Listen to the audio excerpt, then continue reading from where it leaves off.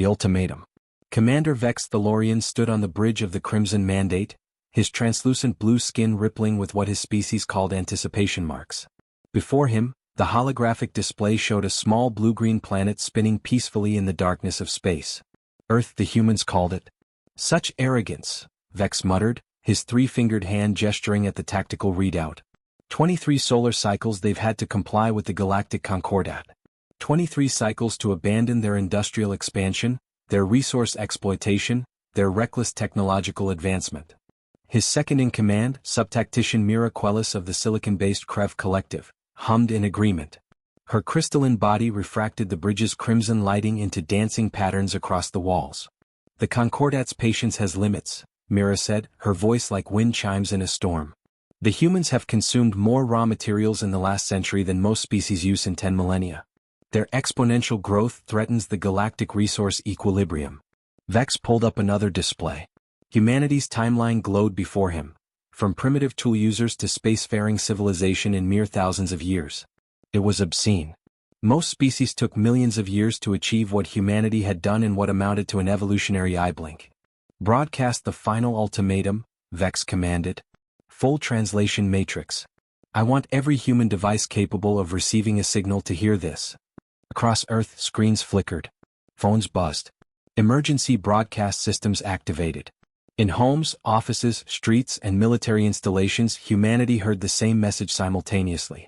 People of Earth, Vex translated voice echoed across the planet. This is Commander Vex Thalorian of the Galactic Concordat Enforcement Fleet. You stand in violation of Statute 847, subsection 19, unchecked resource exploitation and aggressive expansion. You have refused to limit your population. You have refused to curtail your industrial activities. You have refused to cease your colonization efforts beyond your home system. In Geneva, President Elena Vasquez watched the alien commander's image with steady eyes. Around her in the emergency bunker, representatives from every nation on Earth sat in stunned silence. Therefore, Vex continued, the Concordat has authorized Level 5 sanctions.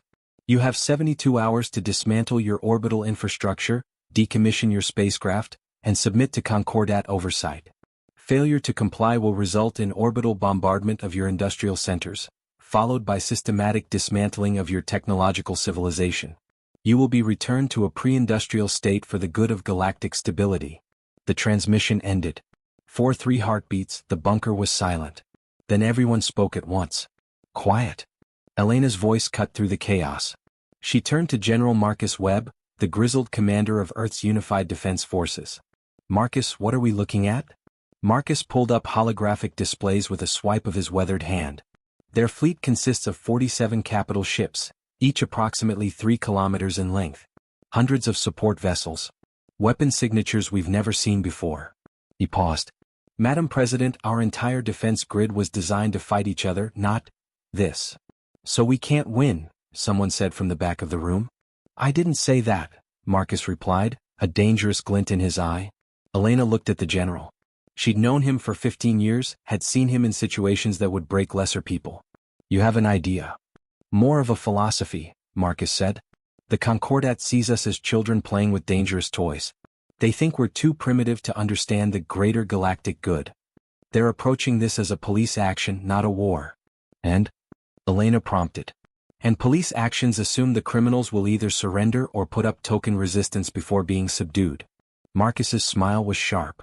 They have no idea what we're capable of when someone threatens our home. Across the planet, humanity mobilized. Not in panic, but with the cold, calculated fury of a species that had spent its entire existence fighting for survival. Factories retooled. Scientists collaborated across every discipline. Military forces coordinated with a precision that shocked even their own commanders. In Silicon Valley, Dr. Amira Khoury stared at the quantum computer arrays before her, mind racing through possibilities. In Moscow, Dr. Dmitry Volkov pulled classified files on theoretical weapons that had never been tested.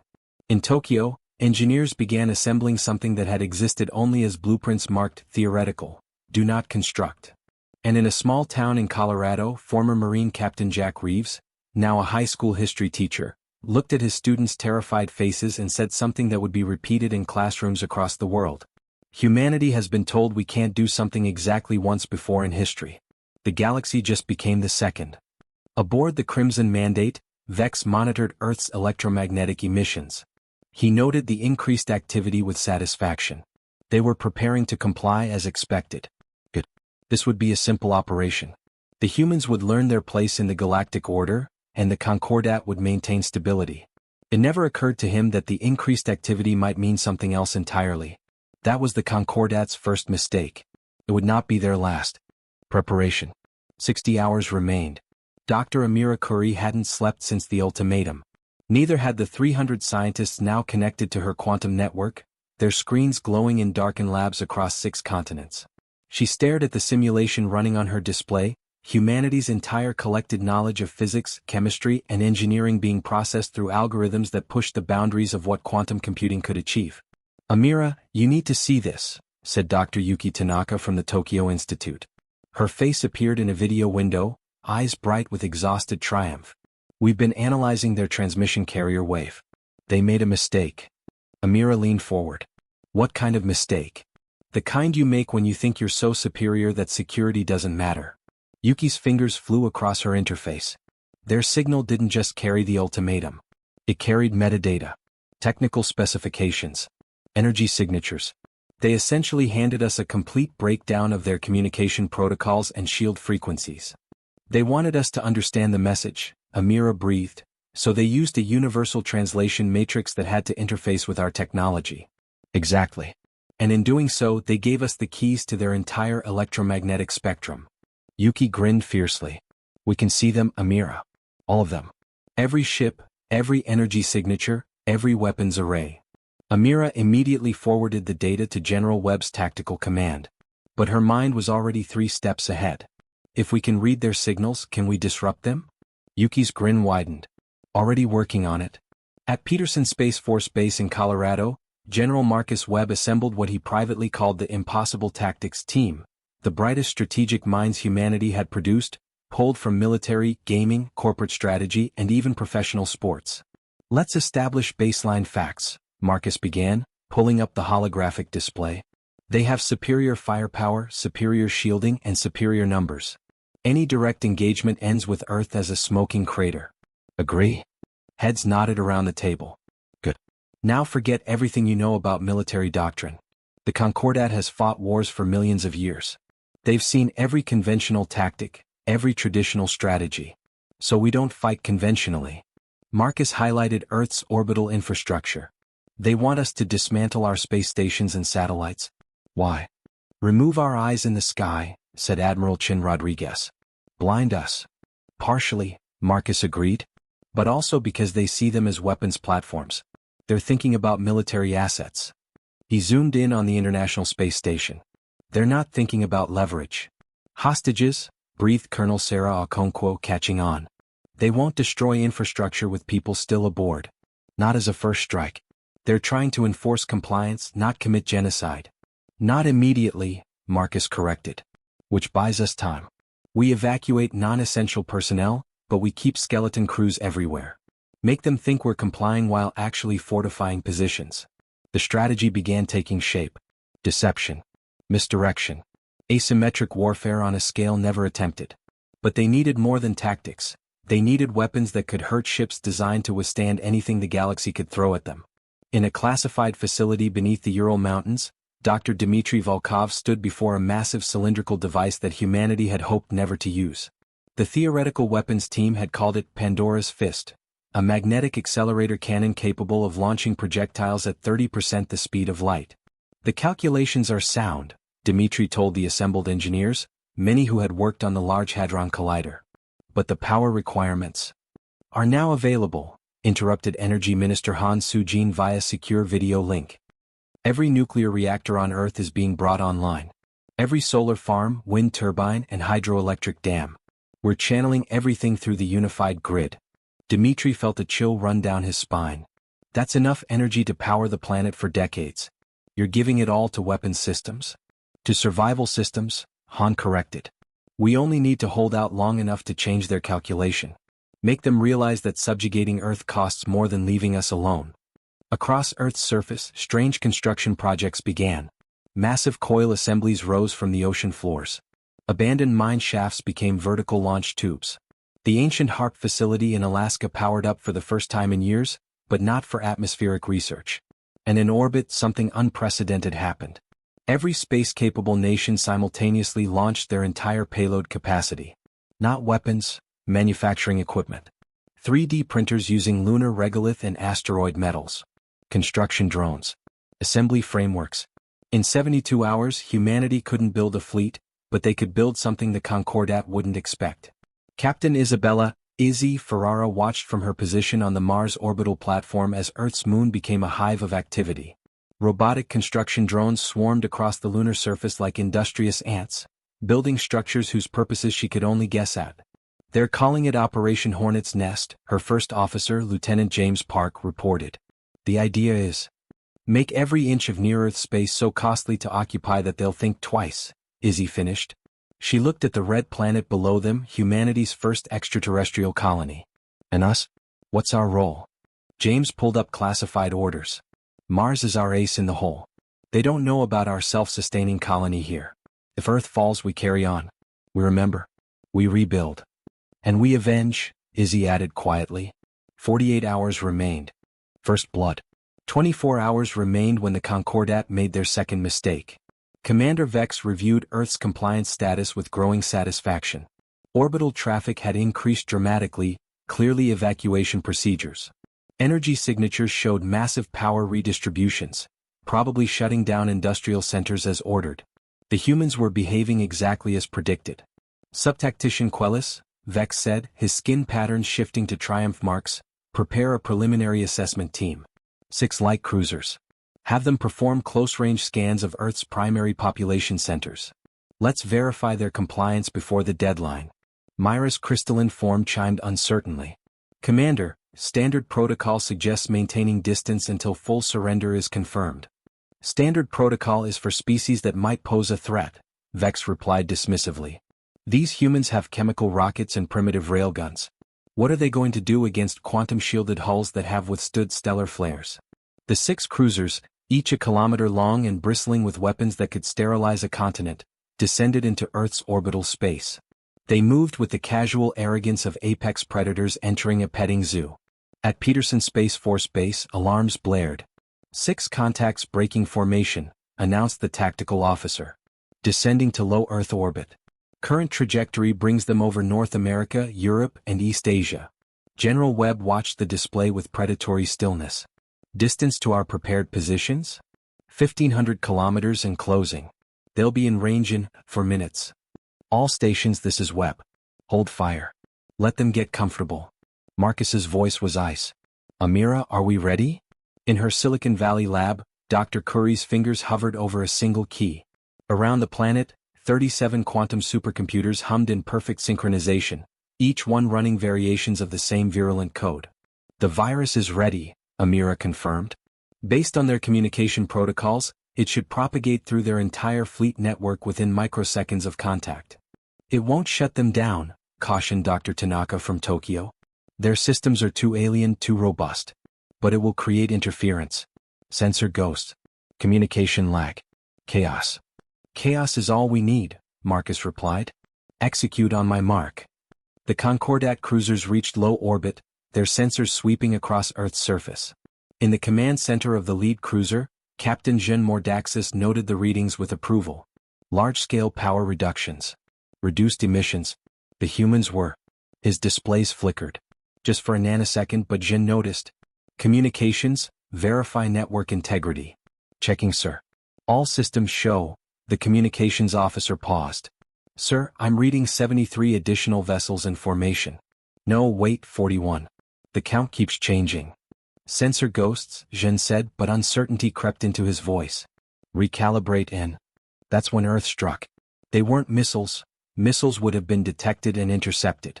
They were projectiles. Inert lumps of tungsten and titanium, no larger than telephone poles, launched from electromagnetic catapults hidden across Earth's surface and in orbit.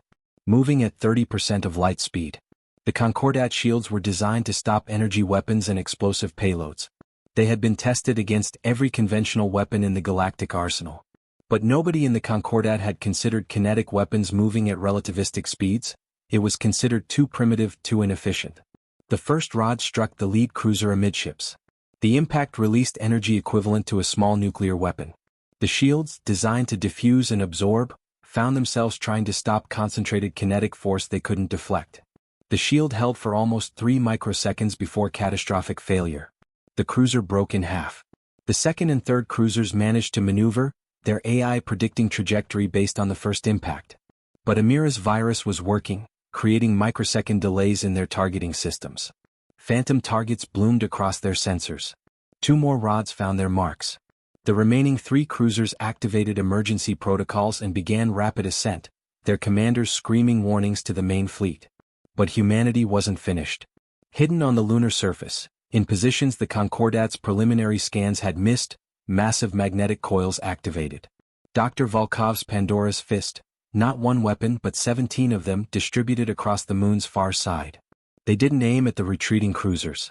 They aimed at the main Concordat fleet, still in high orbit, still confident in their invulnerability. The projectiles were larger this time. Solid cores of iron and nickel mined from asteroids, wrapped in ablative shielding. Each one massed 20 tons. Each one moved at 45% of light speed. At those velocities, they crossed the distance between the moon and the main fleet in seconds. Commander Vex had just enough time to register the impact warnings before the Crimson Mandate shuddered violently. A projectile had clipped their starboard flank, overloading the shields in that sector. Damage reports flooded in. 17 dead, 3 decks vented to space, secondary reactors offline. Across the fleet, similar reports echoed. 8 ships suffered direct hits. 2 were disabled. 1, a destroyer-class vessel, simply disappeared in a flash of annihilated matter. Evasive maneuvers. Vex roared, his skin patterns flashing panic marks for the first time in his career. All ships, emergency scatter pattern. Get out of their firing solutions. The Concordat fleet broke formation, ships fleeing to higher orbits in organized chaos. Below them, on that primitive blue world, humanity watched their enemy retreat. In the Peterson Command Center, someone started clapping. Then another. Within seconds, the entire room erupted in fierce celebration. General Webb allowed himself a small smile, but his eyes remained cold and focused on the display. That bought us maybe 6 hours before they regroup and come back angry. Prepare phase 2. And somebody get me a casualty report on those cruiser crews. Sir? Asked his aide, confused. We're not monsters, Marcus said quietly. If any of them survived and are willing to surrender, we accept. This is war, not slaughter. Above Earth, in the expanding debris field, 347 Concordat personnel drifted in emergency pods, their distress signals broadcasting into the void. Humanity's rescue shuttles were already launching. The Concordat's fury. The emergency session of the Galactic Concordat High Council convened within hours of the Earth engagement. 7 species, representing the galaxy's oldest and most powerful civilizations, materialized in holographic form within the crystalline chamber of their headquarters on Sanctuary Prime. High Arbiter Kellex, a being of pure energy contained within a geometric matrix, pulsed with indignation. Commander Vex, explain how a pre-contact species managed to destroy or disable 11 of our vessels. Vex stood at attention in his transmission booth aboard the Crimson Mandate, his skin patterns locked in contrition marks despite the anger burning in his heart. High Arbiter, the humans deployed relativistic kinetic weapons. Our shields are calibrated for energy-based attacks and explosive payloads, not solid mass impacts at those velocities. Kinetic weapons? This came from Counselor Thress, whose species had ruled 1,000 systems before humanity had invented the wheel. That's ancient technology. Barbaric. No civilized species has used such crude methods in millions of years. Which is precisely why we weren't prepared for them, interjected Counselor Murr, the silicon-based representative whose species shared a philosophical approach with the Kref Collective. They attacked us with our own arrogance. They attacked us, period. Kellex's form flared brighter. This cannot stand. Commander Vex, Authorization Code Alpha Terminus. You are cleared to use Level 7 suppression protocols. Disable their ability to wage war. Permanently. Vex felt his blood chill. Level 7 meant weapons that had been banned for use against sentient species for eons. High Arbiter, that level of force against a pre-contact civilization. Is now necessary, Kellex interrupted. They drew first blood. They chose war over compliance. Show them why the Concordat has maintained galactic peace for 3 million years. Show them the price of defiance. The council dissolved. Vex stood alone in his transmission chamber, weighing orders against conscience. Finally, he activated his command channel. All ships maintain high orbital positions. Prepare Nova Cascade arrays. Targeting parameters: Earth's industrial centers, military installations, and space launch facilities. Bombardment begins in 6 hours. The Nova Cascade, weapons that could turn cities to glass, that could crack continental shelves, that could render entire regions uninhabitable for centuries. Weapons that had ended wars by destroying the enemy's capacity to fight. Subtactician Mira entered the bridge, her crystalline form resonating with distress frequencies. Commander, we rescued 347 personnel from the destroyed cruisers. The humans, they returned them to us, unharmed. They even treated the injured. Vex felt something he'd rarely experienced: doubt. They treat prisoners with mercy, yet attack with savagery. What are these humans? Perhaps, Mira said quietly, they are showing us something. That they can fight when threatened but are not cruel by nature. It doesn't matter now, Vex replied, though his voice lacked conviction. Orders are given. On Earth, humanity's brief moment of celebration had passed. They knew the counterstrike would come. They'd bloodied the Concordat's nose, but the real fight was just beginning. In Geneva, President Vasquez convened her advisors once more. How long before they hit back? Our intercepted communications suggest 6 hours, replied Dr. Tanaka. And the weapon signatures they're charging. General Webb. Marcus pulled up the analysis. His face was grim. Directed energy weapons on a scale we can't match. Each shot carries enough power to level a city. They have 47 capital ships. You do the math. Can we evacuate? Someone asked. Where? Elena replied. They can hit anywhere on the planet. Our only chance is to make them stop firing. She turned to Amira.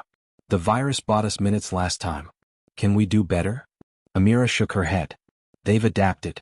But she pulled up a different screen showing communication intercepts. They're treating their rescued personnel. We've been monitoring their fleet communications. There's discord. Not all of them agree with this escalation. Divide and conquer, Marcus said thoughtfully. But how do you divide a fleet? Captain Isabella Ferrara had been thinking about that question from her position on Mars. The colony there had been following Earth's situation with growing dread. If Earth fell, Mars was next. But Mars also had something Earth didn't: distance and a research station that had been conducting classified experiments for years. General Webb, this is Ferrara on Mars Station. I'm transmitting classified files on Project Prometheus. I think it's time. Marcus opened the files and felt his blood turn cold. My God. You actually built it? We built a prototype, Izzy confirmed. We never tested it because the theoretical models suggested it would work exactly once before burning out. But once might be enough. Project Prometheus, a quantum entanglement communicator that could, in theory, transmit not just information but directed electromagnetic pulses through quantum-paired particles. In simpler terms, a weapon that could strike instantly across any distance, bypassing conventional space entirely. The catch: it required an enormous amount of power, would destroy itself in the process, and they only had enough quantum-paired materials for one shot. Where's the paired receiver? Marcus asked. Izzy smiled grimly. That's the beautiful part. We seeded quantum-paired particles in every diplomatic package Earth sent into space over the last decade, including the ones picked up by Concordat survey ships. General, we have paired particles on at least 15 of their vessels. Marcus felt hope kindle for the first time since the ultimatum. Can you target their flagship? Already locked on to the Crimson Mandate, Izzy confirmed. Say the word and we can hit them with an electromagnetic pulse that will fry every system on that ship. No warning. No defense. They'll be dead in space. Elena leaned forward. Do it and we eliminate their command structure. But we also prove we can strike them anywhere, anytime. It might force them to negotiate. Or it might make them glass the entire planet in rage, countered the Chinese ambassador. The room fell silent. Elena looked at the countdown timer. 5 hours and 42 minutes until bombardment. Prepare Prometheus, she ordered. But hold fire until I give the word. And somebody get me a communication channel to their flagship. If we're going to survive this, we need to talk. The impossible conversation. The communication request from Earth caught Commander Vex off guard.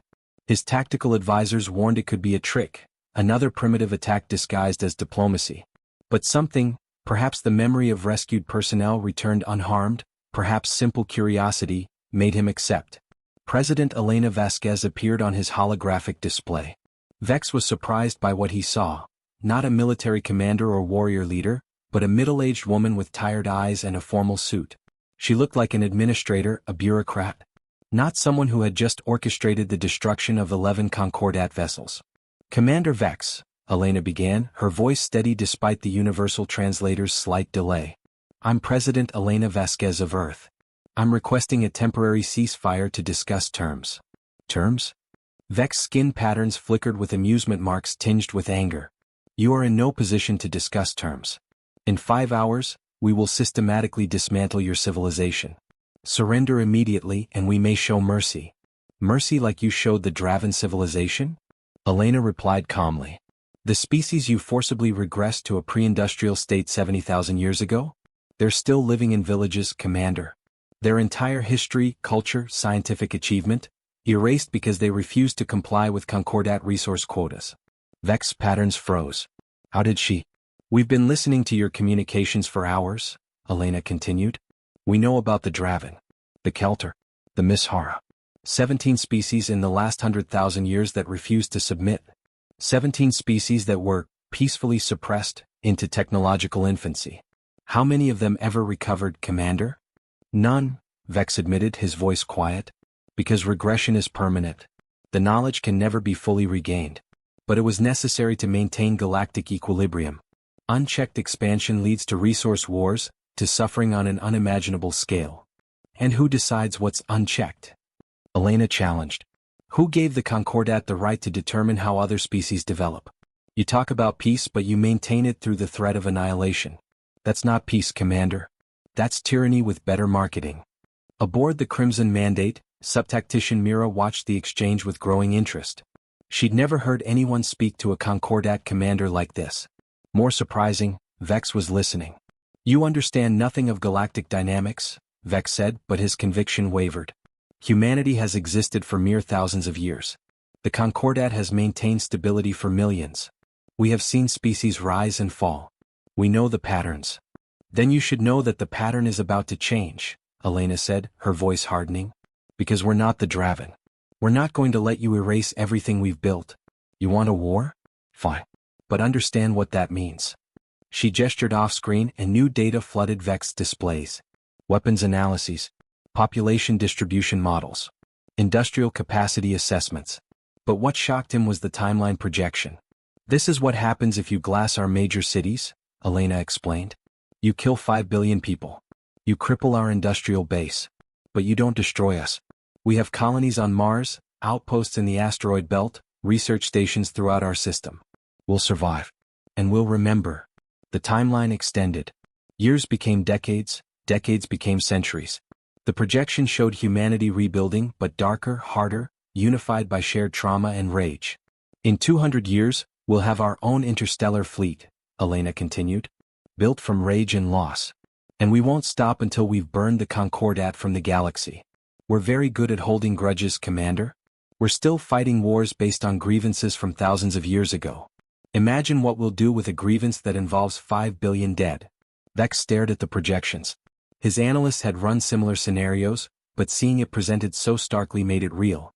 Humanity would become the enemy the Concordat had feared for eons. An aggressive, expansionist species with nothing to lose and everything to avenge. You're bluffing, he said. You cannot possibly rebuild from that level of destruction. Can't we? Elena smiled without humor. Let me tell you about human history, Commander. 13,000 years ago, our population was reduced to less than 10,000 individuals by a natural disaster. We survived. 3,000 years ago, plagues killed 1/3 of our population. We rebuilt. 70 years ago, we nearly destroyed ourselves with nuclear weapons. We stepped back from the brink. She leaned forward. We've been knocked down more times than we can count. And every single time we got back up. You think you can break us? You'll just make us stronger. More determined. More dangerous. Mira moved closer to Vex, her crystalline form chiming softly. Commander, her threat profile is accurate. Their psychological assessments show remarkable resilience. And if they do rebuild with vengeance as a motivator. Then we created our own nemesis, Vex finished. He looked at Elena with new understanding and new respect. What are you proposing? A different path, Elena said. You want us to limit our expansion? Fine. Let's negotiate actual terms, not ultimatums. You want to ensure we don't destabilize the galactic economy? Show us the data, teach us the science, treat us like partners instead of criminals. You want to prevent a future war? Then don't start one today. The Concordat doesn't negotiate with pre-contact species, Vex said, but his hearts weren't in it. The Concordat has never faced a species like us, Elena countered. We're offering you a choice, Commander. You can be the leader who peacefully integrated humanity into the galactic community, or you can be the one who created the Concordat's worst nightmare. History will remember you either way. Choose wisely. Vex looked at the countdown timer. 4 hours until bombardment. He thought about his orders, about 3 million years of Concordat policy, about 17 extinct civilizations. Then he thought about what humanity might become if pushed to the edge. Stand down Nova Cascade arrays, he ordered quietly. All ships, maintain position but do not charge weapons. Subtactician Mira, contact the High Council. Tell them we have a developing situation that requires their immediate attention.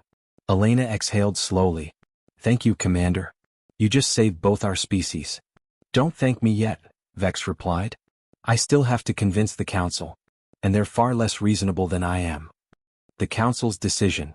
The emergency High Council session convened with an urgency that hadn't been seen in millennia. Commander Vex stood in the transmission chamber, his prepared arguments rehearsed but his confidence wavering.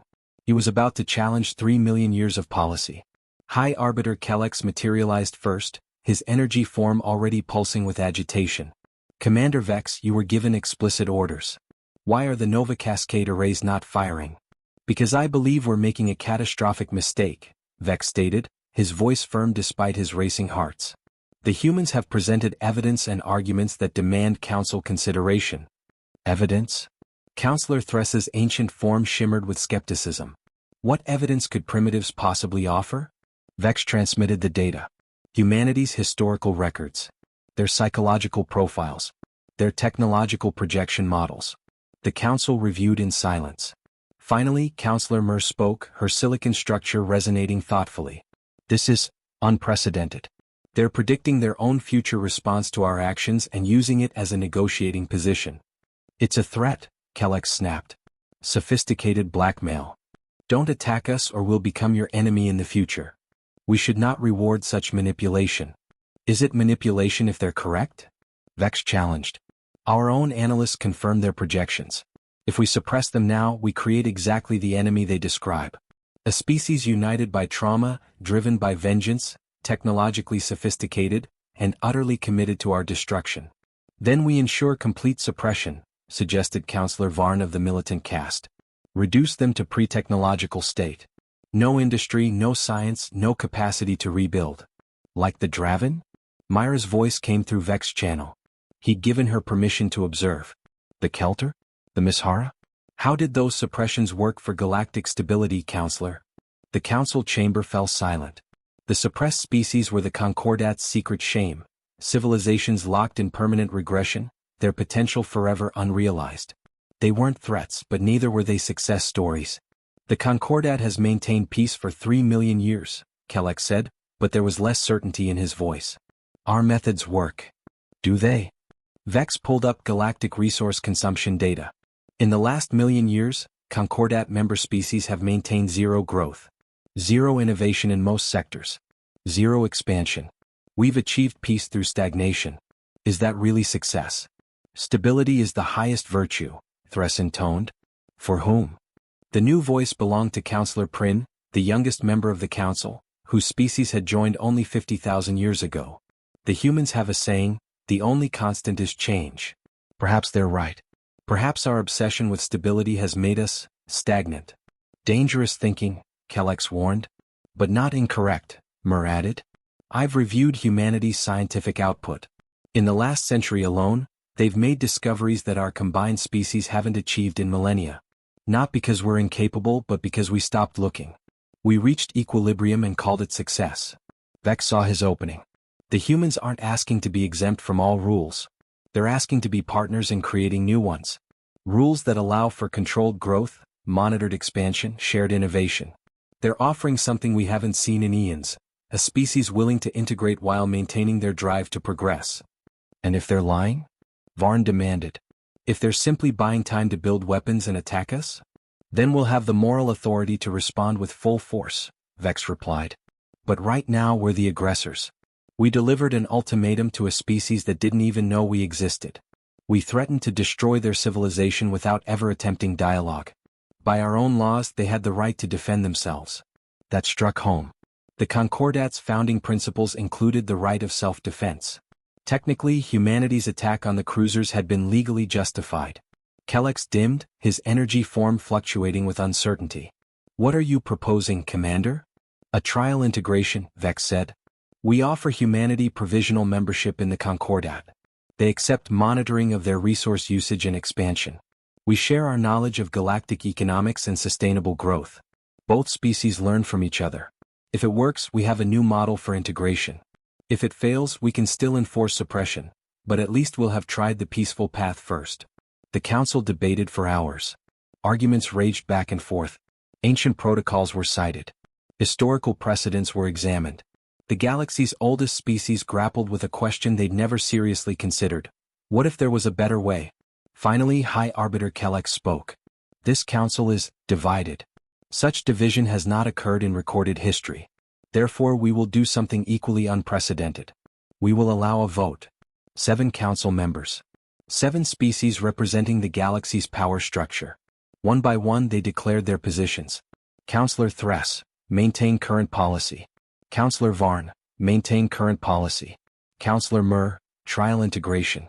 Councillor Prin, trial integration. 3 more votes remained. The chamber held its collective breath.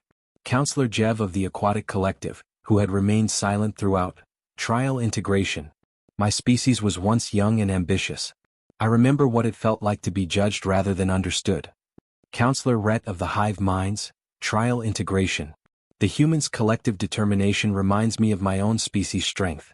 Perhaps diversity of thought requires diversity of approach. All eyes turned to High Arbiter Kellex. 4 votes for integration, 2 against. His decision would either create precedent or maintain tradition. Kellex pulsed silently for a long moment. Finally, trial integration. But with conditions. Commander Vex, you will be personally responsible for monitoring humanity's compliance. Any violation, any sign of aggression, and we revert to suppression protocols. Understood. Understood, High Arbiter. Kellex's form brightened with decision. Then let it be recorded. On this day the Galactic Concordat chose dialogue over destruction. Commander Vex informed the humans. And pray that our faith in them is not misplaced. New Horizons, 900 words. 3 months had passed since the ceasefire, and Earth had transformed into something unprecedented. A planet simultaneously preparing for war and peace. President Elena Vasquez stood in the newly constructed Concordat Embassy in Geneva, watching as the first official delegation materialized in the teleportation chamber. Commander Vex emerged, accompanied by subtactician Mira and a team of cultural specialists, scientists and legal advisors. Madam President, Vex greeted her, his skin patterns displaying formal greeting marks that Elena had learned to recognize. Thank you for hosting us. Commander, Elena replied, extending her hand in the human gesture Vex had studied. His 3-fingered grasp was surprisingly gentle. Welcome to Earth. I hope this visit is more pleasant than your last. Vex's patterns flickered with what might have been amusement. I hope so as well. Being shot at is never pleasant, regardless of species. The formal reception proceeded with careful diplomacy on both sides. Delegates from every Earth nation mingled with Concordat representatives, the air filled with translation matrix chatter and the gentle hum of universal communication devices. But the real work happened in the smaller meetings that followed. In a secure conference room, Dr. Amira Curie sat across from a Concordat physicist named Zrel, whose species perceived 12 dimensions compared to humanity's familiar 4. They were discussing quantum mechanics, and Amira's mind was being systematically blown. Wait, she interrupted Zrel's explanation. You're saying that quantum entanglement is just a shadow of higher dimensional connectivity? That particles aren't actually communicating, they're just different facets of the same higher dimensional structure. Correct, Zrel confirmed, his multifaceted eyes shifting through color spectrums Amira couldn't name. Your species perceives this as mysterious because you're viewing a 12-dimensional phenomenon through a 4-dimensional lens. It's like, he paused, searching for an analogy, like trying to understand a sphere by only looking at its circular cross-section. Amira's hands trembled as she took notes. If we could just perceive those other dimensions even mathematically, the implications for faster-than-light travel, communication, energy generation. Now you understand why the Concordat was concerned about unchecked human development, Zrel said gently. You're on the verge of discoveries that took most species millions of years to achieve. Not because you're smarter but because you approach problems differently. Your scientific method values creative leaps over cautious incrementalism. And that's dangerous? It can be, Zrel admitted. It can also be revolutionary. That's why this trial integration matters so much. If we can guide your development while preserving your innovative drive. He trailed off, his excitement palpable. We might all benefit. Across the city, General Marcus Webb met with Concordat military strategist Ken Rotties in a different kind of exchange.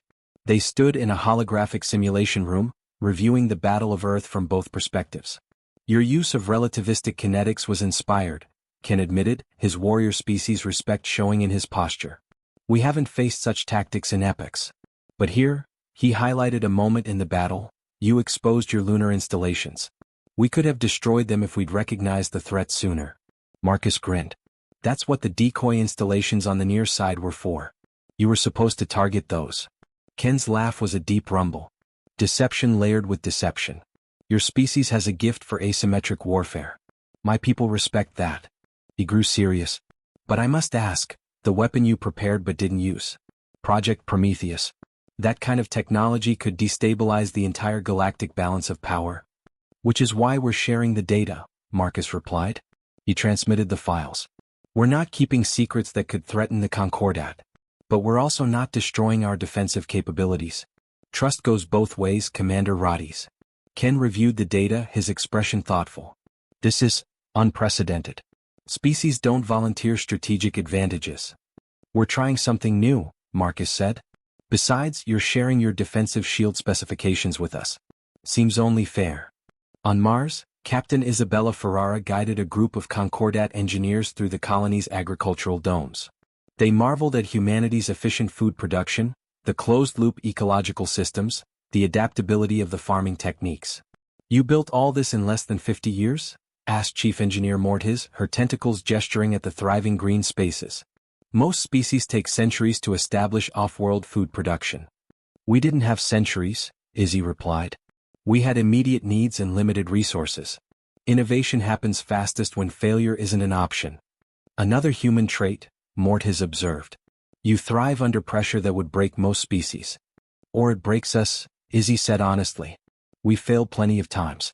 The difference is that we learn from failure instead of fearing it. Back on Earth, in a small school in Colorado, former Marine Captain Jack Reeves taught his history class about first contact. His students, who had lived through the crisis, listened with new understanding. The galaxy made one fatal mistake, Jack said, echoing the words that had become famous during the crisis. They assumed that because we were young we were weak.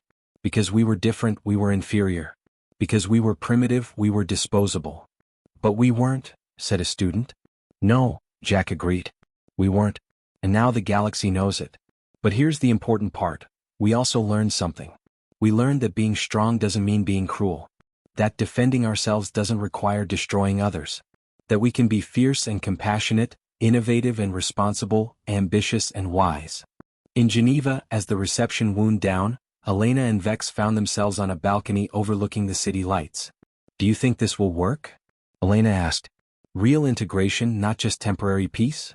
Vex's patterns shifted through thoughtful consideration marks. I don't know. No species has ever tried this before. But I know that what we were doing, suppressing potential in the name of stability, was slowly killing the galaxy's spirit. Perhaps you humans are exactly what we need. A reminder that growth and change aren't threats to be feared, but opportunities to be embraced. And if we fail? Then we fail together, Vex replied. But I prefer to think about what happens if we succeed. A galaxy where different approaches are valued, where innovation is encouraged, where young species like yours can teach old species like mine that there's always room to grow. Elena smiled. To new beginnings then. To new beginnings, Vex agreed. Above them, stars glittered in the night sky. Thousands of systems, millions of worlds, billions of beings. And somewhere in that vast expanse the future was being written. Not by ultimatums and fear but by dialogue and hope. The galaxy had declared war on humanity, and humanity had responded not with mere survival, but with an invitation to evolve together. It was all agreed a much better outcome. And it was only the beginning.